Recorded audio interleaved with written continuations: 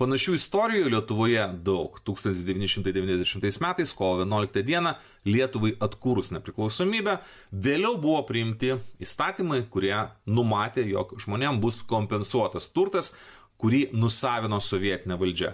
Na ir jūs puikiai suprantate, vėlgi ten, kur stovėjo sodybos, ten, kur buvo dirbama žemė, ten, kur buvo kažkam priklausantis nekilnojamas turtas, dabar gali būti gatvės, kaip šiuo atveju gali būti gydymo įstaiga, gali būti kokia nors infrastruktūra.